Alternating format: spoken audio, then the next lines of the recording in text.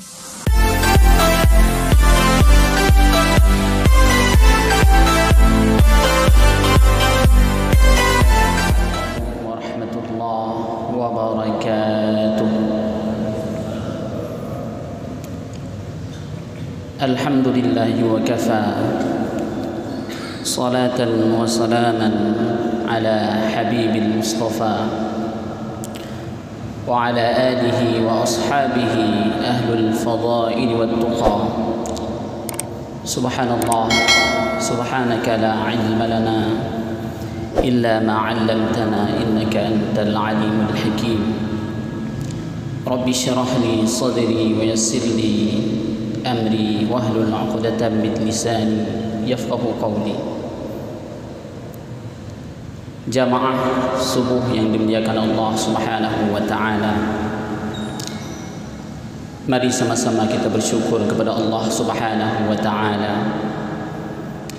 Allah lah yang telah meringankan langkah kita untuk sama-sama kita menuju ke rumahnya di dalam rangka melaksanakan salat subuh berjamaah. Luar biasa pahala yang dijanjikan oleh Rasulullah sallallahu alaihi wasallam kepada mereka-mereka yang mau melaksanakan salat subuh berjamaah. Di dalam sebuah hadis Rasulullah sallallahu alaihi wasallam bersabda, "Man shallal bardain dakhala al-jannah."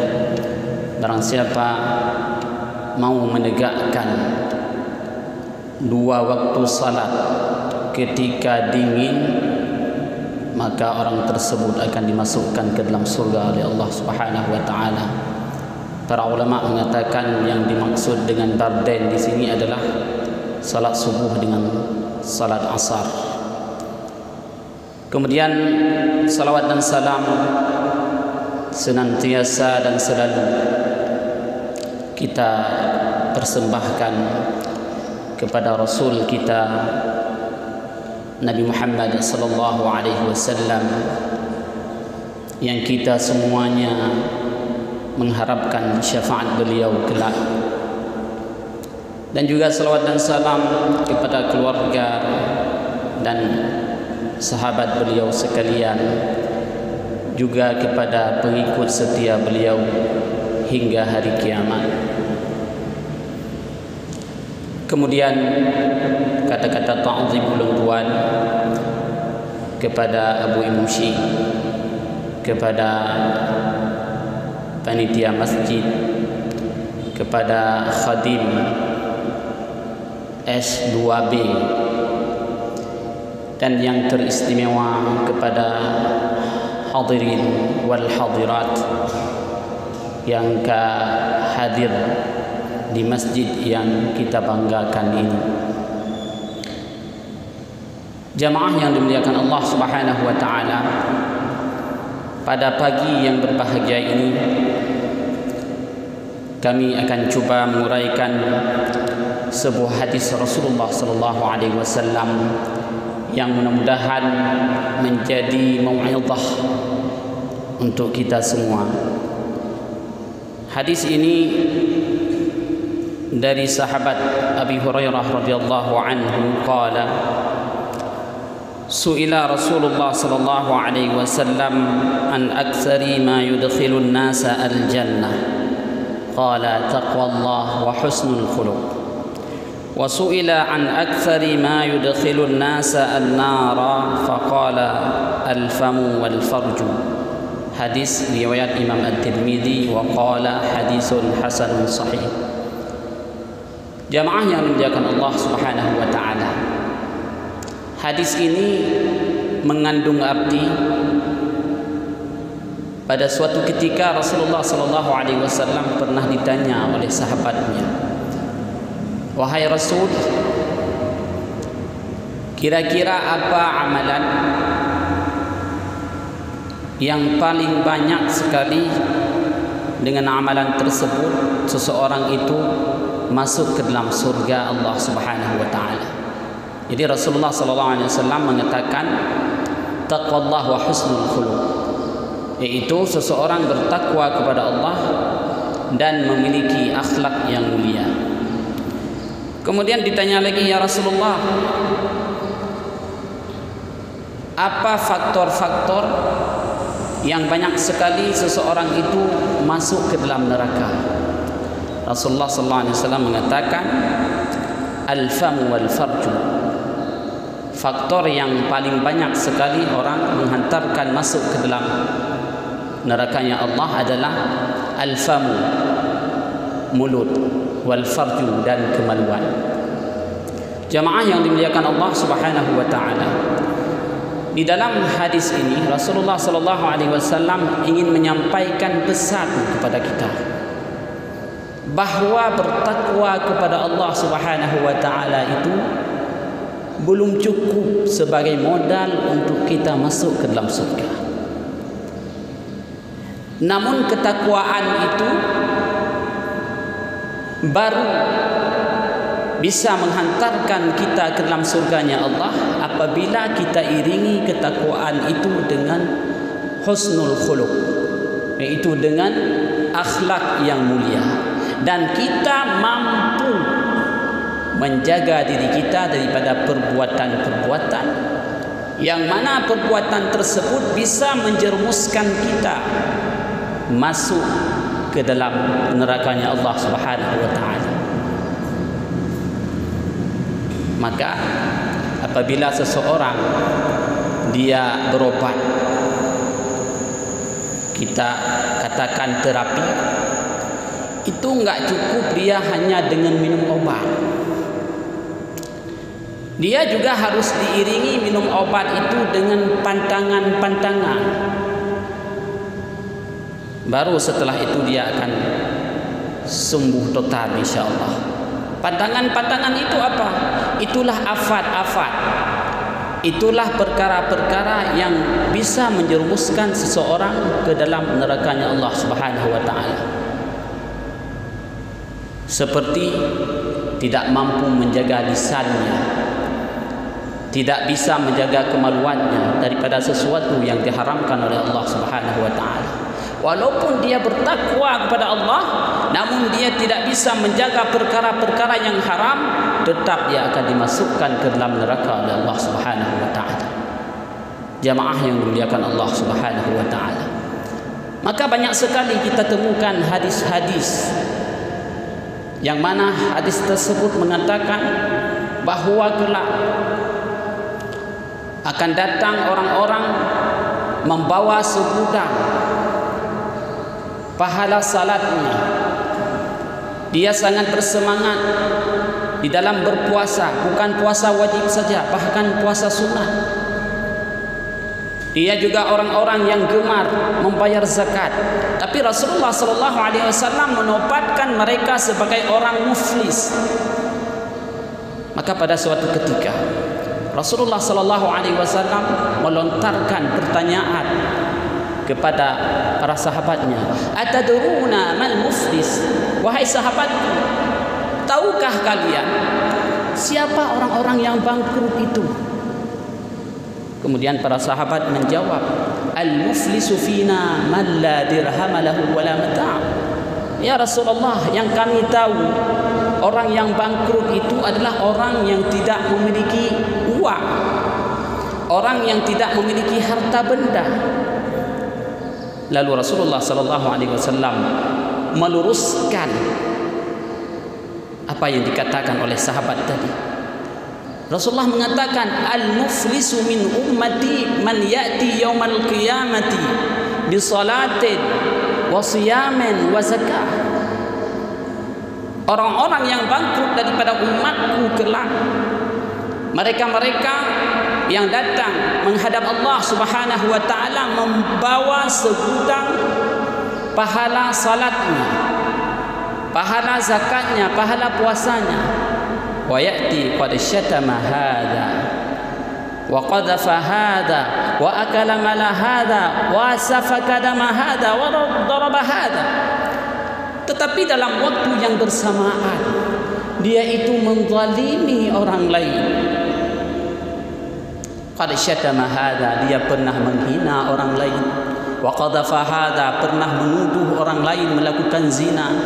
Wa akala mala hadha, pernah makan harta orang lain. Wa safaka dama hadza, bahkan pernah membunuh orang lain, memukul orang lain. Fayu'ta hadza min hasanatihi wa hadza min hasanatihi. Fa in fanayat hasanatuhu ukhidha min khatayahum faturihat alaihi thumma turiha finnar. Lalu orang yang pernah kita zalimi tadi, ketika dihadapkan di mahkamah Allah Subhanahu wa taala, mereka mengadu di hadapan Allah Subhanahu wa taala. Lalu Allah Subhanahu wa taala memanggil orang yang memiliki segudang pahala ibadahnya tadi. Lalu Allah mengambil dosa-dosa orang yang pernah dia zalimi dan diserahkan kepadanya. Sebelumnya Allah Subhanahu wa taala mengambil pahalanya dulu dan diserahkan kepada orang-orang yang pernah dia zalimi. Lalu dia tidak memiliki pahala sedikit pun, walaupun tadi dia membawa segudang pahala. Kemudian Allah Subhanahu wa taala melemparkan ahli ibadah ini, orang yang bertakwa ini, ke dalam nerakanya Allah Subhanahu wa taala. Kenapa? Karena dia tidak memiliki akhlak dalam kehidupan. Kita manusia adalah makhluk sosial.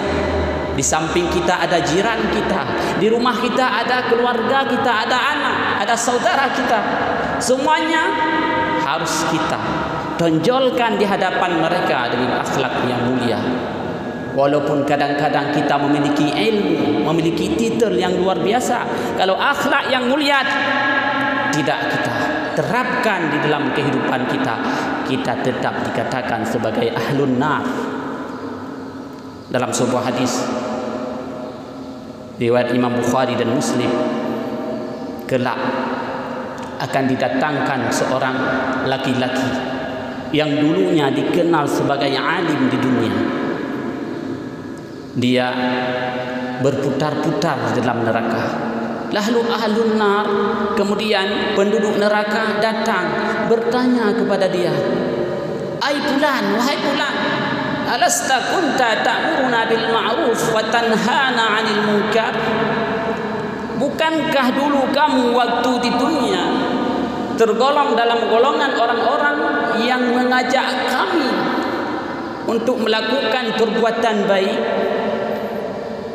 dan melarang kami daripada melakukan perbuatan-perbuatan jahat? Waktu itu dia mengatakan, "Na'am, benar.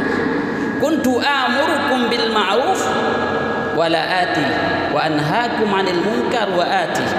Iya, benar. Saya mengajak kalian melakukan perbuatan baik, namun saya tidak pernah mengamalkannya. Dan saya melarang kalian untuk meninggalkan perbuatan-perbuatan maksiat. Saya tergolong ahlul maksiyah. Maka jamaah yang dimuliakan Allah Subhanahu wa taala, kalau kita sudah menjadi orang-orang yang taat beribadah, lanjutkan. Namun jangan lupa, di sana masih ada syarat yang harus kita benahi, yang harus kita amalkan agar kita benar-benar menjadi penduduk surganya Allah Subhanahu wa taala. Itulah yang dikatakan dengan akhlakul karimah, akhlak yang mulia.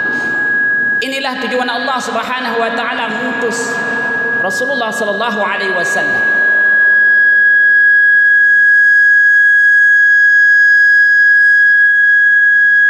Allah Subhanahu wa taala mengutus Rasulullah sallallahu alaihi wasallam dalam rangka menyempurnakan akhlak yang mulia.